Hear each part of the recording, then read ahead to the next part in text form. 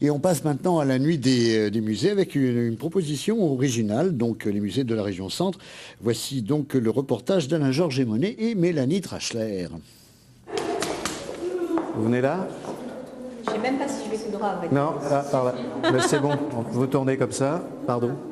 L'exercice est périlleux. Gérard Le Bredonchel connaît la relation avec l'espace. Les non-voyants temporaires, eux, luttent contre la perte d'équilibre. Bernard Blaise, artiste exposé au musée de Dreux, l'atteste.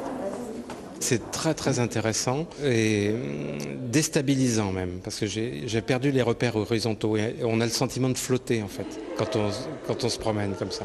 Et puis la matière à découvrir, c'est une autre façon de faire, hein. C'est une autre façon de voir ou de découvrir. C'est donc du marbre rose du Portugal, poli bien sûr, et la partie inférieure c'est du schiste. Vous avez ressenti, vous avez essayé de deviner la forme, enfin, etc.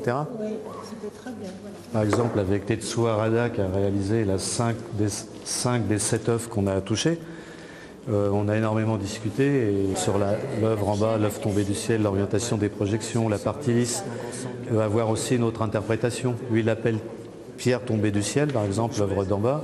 Puis ensuite, finalement, on a parlé de pierre sortant d'un volcan. Vous voyez, on capte parfois différemment, mais on se rejoint. Un des intérêts, c'est d'essayer de découvrir la matière, quoi. Et l'on va de découverte en découverte, l'artiste caresse presque une autre œuvre que sa création.